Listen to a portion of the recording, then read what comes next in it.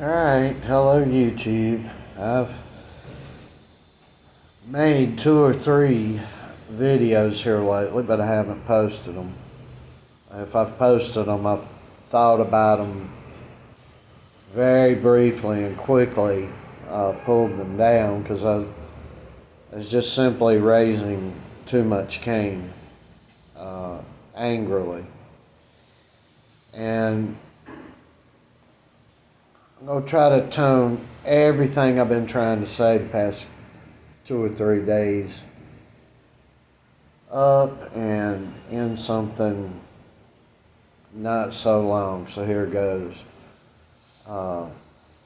If you're in amateur boxing, if you're a trainer, a corner person, an assistant trainer, a coach, a boxer yourself, I want to tell you something. Don't get too offended because you can't take every single thing personal and to heart. This is not a sport for the easily offended. Especially when it comes to trainers and people behind the fighter. You know, it's just not. Let me tell you some what nots to do. If you go off to a tournament, you go, it could be a tourney, it could be the Nationals, it could be the Olympics.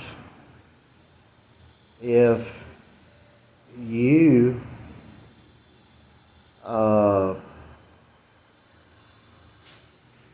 post your own fight footage, stay in your lane with that. Stay in your lane with that. If someone else posts their own fight footage, they need to stay in their lane with that.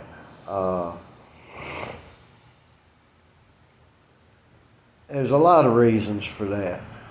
And the reasons are you can get your feelings hurt right quick. When a man, a father, and son team and the team decide to post a controversial loss, why would you call that controversial, Mr. Allen? Well, the reason why I would call it controversial is that probably upwards of 80 to 85%, if not a lot more, due to comments on the particular fight, saw that the loser, the losing side actually won the fight, and clearly see in the 3 rounds a non-involved referee allowing cheating to go on, and I will call it for what it is. Keep in mind, I don't blame the fighters so much as I do the trainers, because they should know better. But the problem in boxing today is they don't know no better. They're little children running around wanting to be emotional and flashy, which is effeminate, and so their fighter does. It's a simple process. Being emotional and flamboyant is effeminate. They are very feminine characteristics, and that's why boxing in the U.S., which used to be African American boxers, used to dominate boxing throughout the world. But due to the effeminate characteristics of that community of boxing, they're no longer in control of anything. They're the laughing stock of boxing. And, well, what do you say about truth is not racism. You can go on and cry about it. And I've said from 1 to 1 million times that I would prefer to see the U.S. dominate and hold all the belts, and have the buckle up strong men. If you're from Japan, you want to see Japan hold all the belts. If you're from the UK, you want to see the UK hold all the belts. No matter where you're from, you're going to want to see your country. But, with all this self-hate and we hate our country, would it be any far stretch of the imagination to you that our athletics are awful? Because they're national athletics, because there's no pride. So the effeminate behavior coming out of the African American U.S. boxing community is endless. Now, is it every African American? No, it's not. It's not. There are great African, and you know what? They're the best. It's just like they are in a self-laceration mode right now. And there's plenty of reasons for that. I just mentioned one. But, maybe I am racist because I would like to see all the belts to all the weight classes in the United States. I grew up, I wasn't a huge Muhammad Ali fan, but I was a huge Larry Holmes fan. I was a huge Frazier fan. I was a huge Foreman fan. I'll list off Liston, Patterson, Cleveland Williams, and many, many others. And most of which were, with the exclusion of maybe one of those I mentioned, became world champions. And I'd like to see days like that again. So I'll call out the bullshit when I see it. It's just what I'm going to do. Sitting around here listening to a bunch of babies whine, moan, and complain, and everything's always cheating when somebody else wins. But when you cheat and win, I don't see nothing there. It's the judges. The judges ruled. It's accordingly, and that's that. But when the judges rule, or the rules are enforced, and you get stopped, oh my God, it's a conspiracy. They are against us, and it's not true. The African American U.S. boxing community on the whole is this big, to as big as this screen is, from down here to up here. That's how big it used to be. It's barely this big now. It's full of a bunch of effeminate little boys that act like tough guys, hood guys, that wouldn't know the hood of yesteryear if it reared up and bit them in their ass, which would be easy to do because they're too stupid to even have their pants pulled up. Can't even, go out here and yell at a cop and can't even run off from the cop when he starts chasing, because their pants fall down around their ankles and they fall down And then when they get caught, they're no longer tough. They're in the back of the car going, because I'm blood, blah, blah, blah. You know, all whining, moping, victim attitude. And back in my day, and not just the African, it's in all of everything now, every color, everything. But we're talking about boxing, where the U.S. African American community ruled it in the world.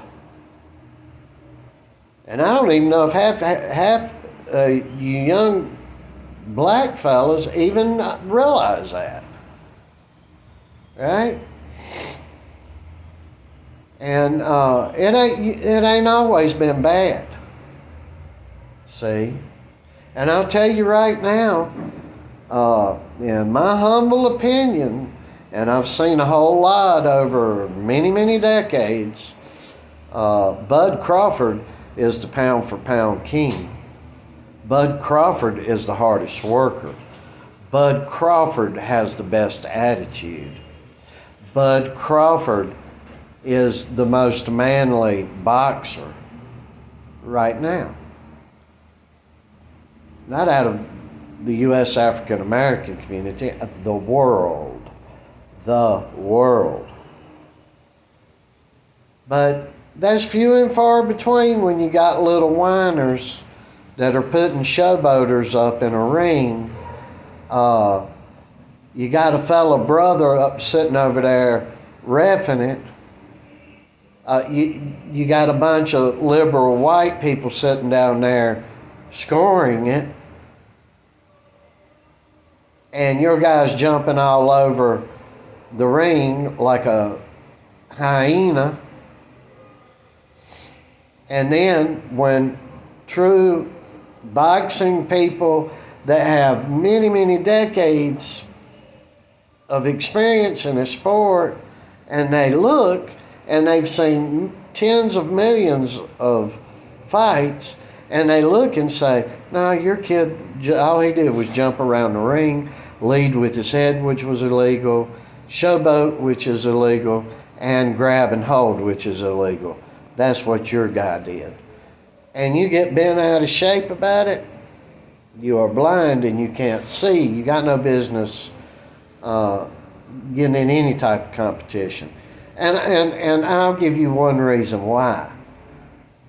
If you can muster up somebody that weighs about 100 more pounds and you go against Joe, it's going to be more of a damaging thing to the guy that you're training. Way more damaging thing. I say that in all confidence. I wouldn't even... guy starts doing this mess with Joe, they better be a triathlete, gold medalist triathlete, and eventually they'll be run out of the ring, won't answer a bell, or will be knocked out of a ring. Because he'll chase down, and it won't be like an out-of-shape Mike Tyson chasing the flamboyant ones down. They're going to get knocked the heck out. They are going to get hurt. That's how this is going to work. There's a lot of people in this sport, even still today, that you don't want to bring your flamboyant fanny and your excuse making and everybody else's cheating when they're not. It's you cheating up in a ring against. You're not going to want to do it. It just ain't going to fare well at all. So be careful out there.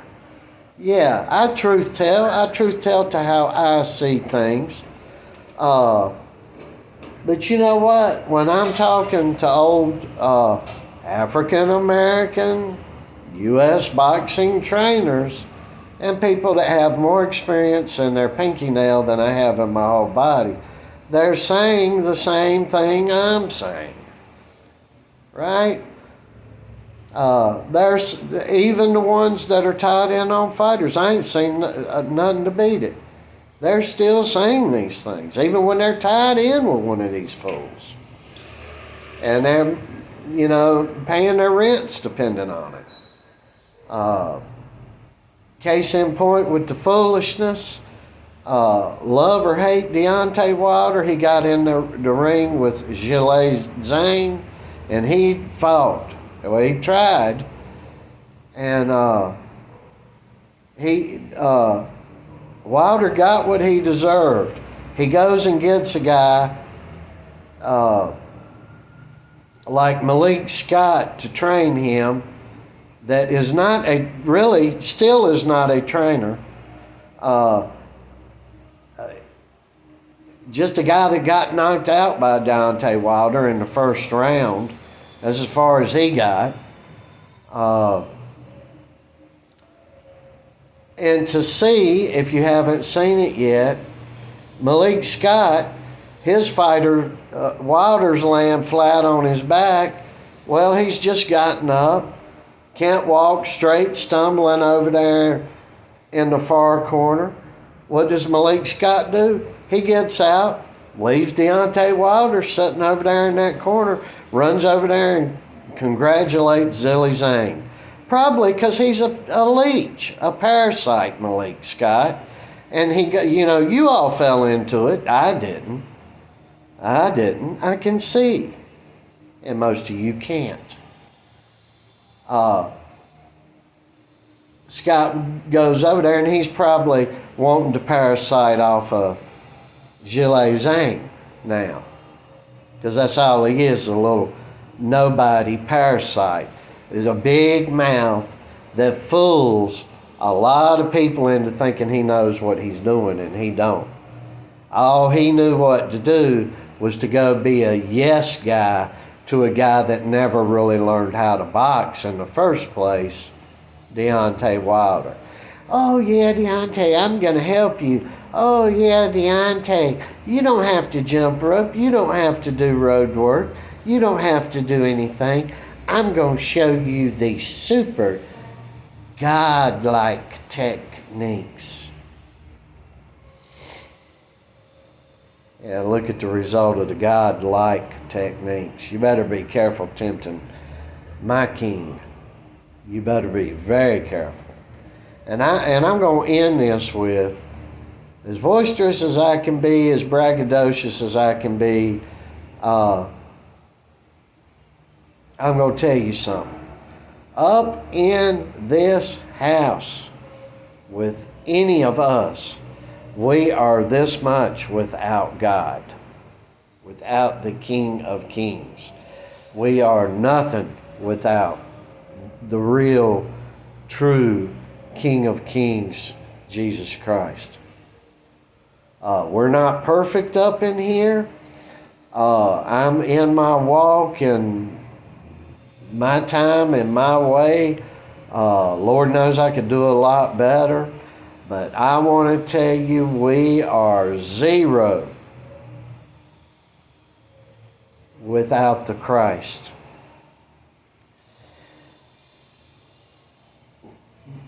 And I will go further and tell you this. Christ has helped me and my son have a great work ethic. Y'all know me, I can't work anymore. I can't hardly do anything. I walk up the street to, we got little markets out here. I come back, I'm very short of breath. These things are finishing for me. But there is great work ethic in here. Great work ethic in here. We work. And how did we get that instilled in us? From the Bible. So we're not a lot of idle hands around here. If anybody's idle hands around here, it's me, but it's because of age and illness. But we work up in this house. We work in a gym. We allow this much, a zero tolerance policy in the gym. Foolishness, ridiculousness, flashiness, and flamboyantness. Flashiness and flamboyance is a feminism, and everybody better get a handle on that. You look at these these Paul boys, they are so effeminate, it ain't even funny. I'm going to tell you what, if they still hanging around and Joe gets 18, first order of business would be challenging one of these two bums. If they keep doing it, they should have all the experience in the world. They should have every advantage in the world. But I would love to see nothing more than in succession both those punks get knocked out. This is not a sport for silliness, ridiculousness, and effeminate behavior. So I'll just leave this at that. We love y'all. Man up out there. Be tough. Don't be so quick to be offended. Don't be running around yelling you a victim because somebody's hurt your feelings. That's not being a victim, folks. Trust me.